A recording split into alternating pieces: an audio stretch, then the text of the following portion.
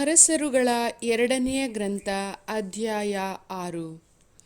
ಒಂದು ಸಾರಿ ಪ್ರವಾದಿ ಮಂಡಳಿಯವರು ಎಲೀಷನಿಗೆ, ನಾವು ನಿನ್ನ ಜೊತೆಯಲ್ಲಿ ವಾಸಿಸುತ್ತಿರುವ ಈ ಸ್ಥಳ ಬಹಳ ಇಕ್ಕಟ್ಟಾಗಿದೆ. ಆದುದರಿಂದ ನಾವು ಜೋರ್ಡಾನಿಗೆ ಹೋಗಿ ಅಲ್ಲಿ ಪ್ರತಿಯೊಬ್ಬನೂ ಒಂದೊಂದು ದಿಮ್ಮಿಯನ್ನು ಕಡಿದುಕೊಂಡು ಬಂದು ನಮಗೆ ಇರಲು ಒಂದು ಮನೆಯನ್ನು ಕಟ್ಟಿಕೊಳ್ಳೋಣ ಎಂದರು. ಅವನು ಅವರಿಗೆ, ಆಗಬಹುದು ಎಂದು ಹೇಳಿದನು. ಅವರಲ್ಲೊಬ್ಬನು, ದಯವಿಟ್ಟು ತಾವು ತಮ್ಮ ಸೇವಕರಾದ ನಮ್ಮ ಜೊತೆಯಲ್ಲಿ ಬರಬೇಕು ಎಂದು ಬೇಡಿಕೊಂಡನು. ಎಲೀಷನು ಬರುತ್ತೇನೆ ಎಂದು ಹೇಳಿ ಅವರೊಡನೆ ಹೊರಟನು. ಅವರು ಜೋರ್ಡಾನನ್ನು ಮುಟ್ಟಿ ಮರಗಳನ್ನು ಕಡಿಯುತ್ತಿರುವಾಗ ಒಬ್ಬನ ಕೊಡಲಿ ಕಾವು ತಪ್ಪಿ ನೀರೊಳಗೆ ಬಿದ್ದಿತು. ಆದುದರಿಂದ ಅವನು, ಅಯ್ಯೋ ಗುರುವೇ, ನಾನು ಅದನ್ನು ಸಾಲವಾಗಿ ತಂದಿದ್ದೆ ಎಂದು ಸಂತಾಪಿಸಿದನು. ದೈವಪುರುಷನು, ಅದು ಎಲ್ಲಿ ಬಿದ್ದಿತು ಎಂದು ಕೇಳಿದನು. ಅದು ಬಿದ್ದ ಸ್ಥಳವನ್ನು ಅವನು ತೋರಿಸಿದನು. ಆಗ ದೈವಪುರುಷನು ಆ ಮರದಿಂದ ಒಂದು ತುಂಡು ಕಟ್ಟಿಗೆಯನ್ನು ಕಡಿದು ಅಲ್ಲಿ ಹಾಕಿದನು. ಕೂಡಲೇ ಆ ಕೊಡಲಿ ತೇಲಾಡಿತು. ಎಲೀಷನು ಅದನ್ನು ತೆಗೆದುಕೋ ಎಂದು ಆಜ್ಞಾಪಿಸಲು ಆ ವ್ಯಕ್ತಿ ಕೈಚಾಚಿ ಅದನ್ನು ತೆಗೆದುಕೊಂಡನು. ಸಿರಿಯಾದ ರಾಜನು ಇಸ್ರಾಯೇಲರಿಗೆ ವಿರುದ್ಧ ಯುದ್ಧಕ್ಕೆ ಬಂದನು. ಅವನು ಯುದ್ಧದಲ್ಲಿ ಹೊಂಚು ಹಾಕತಕ್ಕ ಸ್ಥಳವನ್ನು ತನ್ನ ಸೇನಾಪತಿಗಳೊಡನೆ ಗೊತ್ತು ಮಾಡಿದ್ದನು. ಆದರೆ ದೈವಪುರುಷನು ಪ್ರತಿ ಸಾರಿ ಇಸ್ರಾಯೇಲರ ಅರಸನಿಗೆ, ಜಾಗರೂಕತೆಯಿಂದಿರಿ, ನೀವು ಇಂಥಿಂಥ ಸ್ಥಳದಲ್ಲಿ ಹಾಯಬಾರದು, ಅಲ್ಲಿ ಸಿರಿಯಾದವರು ಅಡಗಿಕೊಂಡಿದ್ದಾರೆ ಎಂದು ತಿಳಿಸುತ್ತಿದ್ದನು. ಹೀಗೆ ಅವನು ಹಲವು ಸಾರಿ ಸಿರಿಯಾದ ಅರಸನ ಕೈಗೆ ಸಿಕ್ಕದಂತೆ ತಪ್ಪಿಸಿಕೊಂಡನು.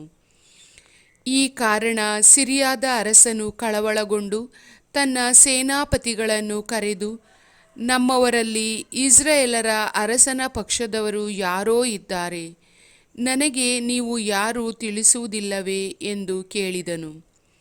ಆಗ ಅವರಲ್ಲೊಬ್ಬನು, ನನ್ನ ಒಡೆಯರಾದ ಅರಸೇ, ಹಾಗಲ್ಲ, ಇಸ್ರಾಯೇಲರಲ್ಲಿ ಎಲೀಷನೆಂಬೊಬ್ಬ ಪ್ರವಾದಿ ಇದ್ದಾನೆ. ನೀವು ನಿಮ್ಮ ಮಲಗುವ ಕೋಣೆಯಲ್ಲಿ ಆಡುವ ಮಾತುಗಳನ್ನೂ ಸಹ ಅವನು ಅರಿತುಕೊಂಡು ಎಲ್ಲವನ್ನು ಇಸ್ರಾಯೇಲರ ಅರಸನಿಗೆ ತಿಳಿಸುತ್ತಾನೆ ಎಂದನು. ಅರಸನು ಇದನ್ನು ಕೇಳಿ, ಅವನು ಎಲ್ಲಿರುತ್ತಾನೆಂದು ವಿಚಾರಿಸಿ, ನಾನು ಅವನು ಹಿಡಿಯುತ್ತೇನೆ ಎಂದು ಹೇಳಿದನು. ಆ ಪ್ರವಾದಿ ದೋತಾನಿನಲ್ಲಿರುತ್ತಾನೆಂದು ತಿಳಿದುಕೊಂಡು ರಥಾಶ್ವ ಸಹಿತವಾದ ಮಹಾಸೈನ್ಯವನ್ನು ಅಲ್ಲಿಗೆ ಕಳುಹಿಸಿದನು. ಸೈನ್ಯದವರು ರಾತ್ರಿಯಲ್ಲೇ ಆ ಪಟ್ಟಣವನ್ನು ಸಮೀಪಿಸಿ ಅದಕ್ಕೆ ಮುತ್ತಿಗೆ ಹಾಕಿದರು. ದೈವಪುರುಷನ ಸೇವಕನು ಬೆಳಿಗ್ಗೆ ಎದ್ದು ಹೊರಗೆ ಹೋದಾಗ ರಥಾಶ್ವ ಸಹಿತವಾದ ಮಹಾಸೈನ್ಯವು ಬಂದು ಪಟ್ಟಣದ ಸುತ್ತಲೂ ನಿಂತಿರುವುದನ್ನು ಕಂಡು ತನ್ನ ಯಜಮಾನನಿಗೆ, ಅಯ್ಯೋ ಗುರುವೇ, ಏನು ಮಾಡೋಣ ಎಂದನು. ಆಗ ಎಲೀಷನು, ಹೆದರಬೇಡ, ಅವರ ಕಡೆ ಇರುವವರಿಗಿಂತಲೂ ನಮ್ಮ ಕಡೆ ಇರುವವರು ಹೆಚ್ಚಾಗಿದ್ದಾರೆ ಎಂದು ಹೇಳಿ, ಹೇ ಸರ್ವೇಶ್ವರ, ಇವನು ನೋಡುವಂತೆ ಇವನ ಕಣ್ಣುಗಳನ್ನು ತೆರೆಯಿರಿ ಎಂದು ಪ್ರಾರ್ಥಿಸಿದರು. ಸರ್ವೇಶ್ವರ ಅವನ ಕಣ್ಣುಗಳನ್ನು ತೆರೆದರು. ಆಗ ಎಲೀಷನ ರಕ್ಷಣೆಗಾಗಿ ಸುತ್ತಣ ಗುಡ್ಡಗಳಲ್ಲಿ ಬಂದು ನಿಂತಿದ್ದ ಅಗ್ನಿಮಯವಾದ ರಥಾಶ್ವಗಳು ಆ ಸೇವಕನಿಗೆ ಕಂಡವು. ಶತ್ರುಗಳು ಸಮೀಪಕ್ಕೆ ಬಂದಾಗ ಎಲೀಷನು, ಸ್ವಾಮಿ, ಈ ಜನರನ್ನು ಕುರುಡರನ್ನಾಗಿ ಮಾಡಿ ಎಂದು ಸರ್ವೇಶ್ವರನನ್ನು ಪ್ರಾರ್ಥಿಸಿದನು. ಅವರು ಅವನ ಮೊರೆಯನ್ನು ಆಲಿಸಿ ಆ ಜನರನ್ನು ಕುರುಡರನ್ನಾಗಿ ಮಾಡಿದರು. ಆಗ ಎಲೀಷನು, ನೀವು ಹೋಗಬೇಕೆಂದಿದ್ದ ಪಟ್ಟಣವೂ ದಾರಿಯೂ ಇದಲ್ಲ, ನನ್ನ ಜೊತೆಯಲ್ಲೇ ಬನ್ನಿ, ನೀವು ಹುಡುಕುತ್ತಿರುವ ವ್ಯಕ್ತಿಯ ಬಳಿಗೆ ನಿಮ್ಮನ್ನು ಕರೆದುಕೊಂಡು ಹೋಗುತ್ತೇನೆ ಎಂದು ಹೇಳಿ ಅವರನ್ನು ಸಮಾರ್ಯಕ್ಕೆ ಕರೆದುಕೊಂಡು ಹೋದನು. ಅವರು ಸಮಾರ್ಯದೊಳಗೆ ಬಂದಾಗ ಎಲೀಷನು, ಇವರು ನೋಡುವಂತೆ ಇವರ ಕಣ್ಣುಗಳನ್ನು ತೆರೆಯಿರಿ ಎಂದು ಸರ್ವೇಶ್ವರನನ್ನು ಬೇಡಿಕೊಂಡನು. ಅಂತೆಯೇ ಸರ್ವೇಶ್ವರ ಅವರ ಕಣ್ಣುಗಳನ್ನು ತೆರೆದರು. ಆಗ ಅವರಿಗೆ ತಾವು ಸಮಾರ್ಯದಲ್ಲಿದ್ದೇವೆಂದು ತಿಳಿದು ಬಂದಿತು. ಇಸ್ರಾಯೇಲರ ಅರಸನು ಅವರನ್ನು ಕಂಡು ಎಲೀಷನಿಗೆ, ಅಪ್ಪ ಗುರುವೇ, ಇವರನ್ನು ಸಂಹರಿಸಲೇ ಎಂದು ಕೇಳಿದನು. ಅವನು, ಬೇಡ, ನೀನು ಸ್ವಾಧೀನಪಡಿಸಿಕೊಂಡು ಸೆರೆಯಾಗಿ ತಂದವರನ್ನು ಕತ್ತಿ ಬಿಲ್ಲುಗಳಿಂದ ಸಂಹರಿಸುವೆಯೋ? ಅವರಿಗೆ ಅನ್ನಪಾನಗಳನ್ನು ಕೊಡು, ಉಂಡು ಕುಡಿದು ತಮ್ಮ ಯಜಮಾನ ಬಳಿಗೆ ಹಿಂದಿರುಗಿ ಹೋಗಲಿ ಎಂದು ಉತ್ತರ ಕೊಟ್ಟನು. ಆಗ ಅರಸನು ಅವರಿಗಾಗಿ ಒಂದು ದೊಡ್ಡ ಔತಣವನ್ನು ಮಾಡಿಸಿ, ಅವರು ಅನ್ನಪಾನಗಳನ್ನು ತೆಗೆದುಕೊಂಡ ಮೇಲೆ ಅವರನ್ನು ಅವರ ಯಜಮಾನನ ಬಳಿಗೆ ಕಳುಹಿಸಿದನು. ಅಂದಿನಿಂದ ಸುಲಿಗೆ ಮಾಡುವ ಸಿರಿಯಾದ ಗುಂಪುಗಳು ಇಸ್ರಾಯೇಲರ ಪ್ರಾಂತ್ಯದೊಳಗೆ ಮತ್ತೆ ಬರಲಿಲ್ಲ. ಆಮೇಲೆ ಸಿರಿಯಾದ ರಾಜ ಬೆನದನನು ತನ್ನ ಸೈನ್ಯವನ್ನೆಲ್ಲ ಕೂಡಿಸಿಕೊಂಡು ಬಂದು ಸಮಾರ್ಯಕ್ಕೆ ಮುತ್ತಿಗೆ ಹಾಕಿದನು. ಆಗ ಸಮಾರ್ಯ ಪಟ್ಟಣದಲ್ಲಿ ಘೋರ ಕ್ಷಾಮವಿತ್ತು. ಮುತ್ತಿಗೆಯ ನಿಮಿತ್ತ ಅದು ಮತ್ತಷ್ಟು ಘೋರವಾಗಿ, ಒಂದು ಕತ್ತೆಯ ತಲೆಯನ್ನು 9 ಬೆಳ್ಳಿ ನಾಣ್ಯಗಳಿಗೂ 200 ಗ್ರಾಂ ಕಾಡು ಈರುಳ್ಳಿಯನ್ನು 5 ಬೆಳ್ಳಿ ನಾಣ್ಯಗಳಿಗೂ ಮಾರಲಾಗುತ್ತಿತ್ತು. ಒಂದು ದಿನ ಇಸ್ರಾಯೇಲರ ಅರಸನು ಕೋಟೆಯ ಮೇಲೆ ತಿರುಗಾಡುತ್ತಿರುವಾಗ ಒಬ್ಬ ಮಹಿಳೆ, ಅರಸರೇ, ನಮ್ಮ ಒಡೆಯರೇ, ನನ್ನನ್ನು ಕಾಪಾಡಿ ಎಂದು ಮೊರೆಯಿಟ್ಟಳು. ಅರಸನು ಆಕೆಗೆ, ಸರ್ವೇಶ್ವರ ಸ್ವಾಮಿ ನಿನ್ನನ್ನು ಕಾಪಾಡದಿದ್ದರೆ ನಾನು ಹೇಗೆ ಕಾಪಾಡಲು ಸಾಧ್ಯ?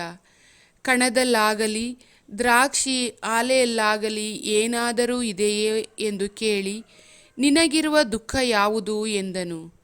ಆಗ ಆಕೆ, ಈ ಸ್ತ್ರೀ ನನಗೆ, ನಿನ್ನ ಮಗನನ್ನು ತೆಗೆದುಕೊಂಡು ಬಾ, ನಾವು ಈ ದಿನ ಅವನನ್ನು ತಿಂದು ಬಿಡೋಣ, ನಾಳೆ ನನ್ನ ಮಗನನ್ನು ತಿನ್ನೋಣ ಎಂದು ಹೇಳಿದ್ದರಿಂದ ನಾವಿಬ್ಬರೂ ನನ್ನ ಮಗನನ್ನು ಕೊಂದು ಬೇಯಿಸಿ ತಿಂದುಬಿಟ್ಟೆವು. ಮರುದಿನ ನಾನು ಈಕೆಗೆ, ಈ ದಿನ ನಿನ್ನ ಮಗನನ್ನು ತೆಗೆದುಕೊಂಡು ಬಾ, ಅವನನ್ನು ಕೊಂದು ತಿನ್ನೋಣ ಎಂದಾಗ ಈಕೆ ಅವನನ್ನು ಎಲ್ಲಿಯೋ ಅಡಗಿಸಿಬಿಟ್ಟಳು ಎಂದು ಹೇಳಿದಳು. ಕೋಣೆಯ ಮೇಲೆ ತಿರುಗಾಡುತ್ತಿದ್ದ ಅರಸನು ಆ ಮಹಿಳೆಯ ಮಾತನ್ನು ಕೇಳಿದೊಡನೆ ಸಿಟ್ಟಿನಿಂದ ತನ್ನ ಬಟ್ಟೆಗಳನ್ನು ಹರಿದುಕೊಂಡನು. ಆಗ ಅವನ ಮೈಮೇಲೆ ಗೋಣಿತಟ್ಟು ಇರುವುದು ಜನರಿಗೆ ಕಂಡಿತು. ಇದಲ್ಲದೆ ಅವನು, ನಾನು ಈ ದಿನ ಶಾಫಾಟನ ಮಗ ಎಲೀಷನ ತಲೆಯನ್ನು ಹಾರಿಸದಿದ್ದರೆ ದೇವರು ನನಗೆ ಬೇಕಾದ್ದನ್ನು ಮಾಡಲಿ ಎಂದು ಆಣೆಯಿಟ್ಟುಕೊಂಡನು. ಎಲೀಷನು ಊರಿನ ಹಿರಿಯರೊಡನೆ ತನ್ನ ಮನೆಯಲ್ಲಿ ಕುಳಿತುಕೊಂಡಿದ್ದನು. ಅರಸನು ತನ್ನ ಹತ್ತಿರ ಇದ್ದ ಒಬ್ಬ ಆಳನ್ನು ಕಳುಹಿಸಿದನು.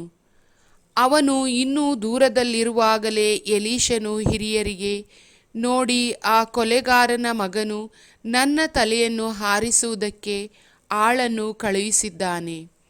ಆಳು ಇಲ್ಲಿಗೆ ಬಂದ ಕೂಡಲೇ ನೀವು ಬಾಗಿಲನ್ನು ಮುಚ್ಚಿ ಅವನು ಒಳಗೆ ಬಾರದಂತೆ ಅದನ್ನು ಒತ್ತಿ ಹಿಡಿಯಿರಿ.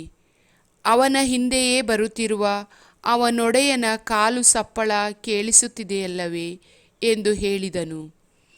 ಅವನು ಅವರೊಡನೆ ಮಾತನಾಡುತ್ತಿರುವಾಗಲೇ ಆ ಆಳು ಅವನ ಹಿಂದಿನಿಂದ ಅರಸನೂ ಅಲ್ಲಿಗೆ ಬಂದರು. ಅರಸನು ಎಲೀಷನಿಗೆ, ನೋಡು, ಈ ಆಪತ್ತು ಸರ್ವೇಶ್ವರನಿಂದಲೇ ಬಂದದ್ದು. ಇನ್ನು ಮುಂದೆ ನಾನೇಕೆ ಆತನನ್ನು ನಂಬಿ ನಿರೀಕ್ಷಿಸಿಕೊಂಡಿರಬೇಕು ಎಂದನು. ಪ್ರಭುವಿನ ವಾಕ್ಯ.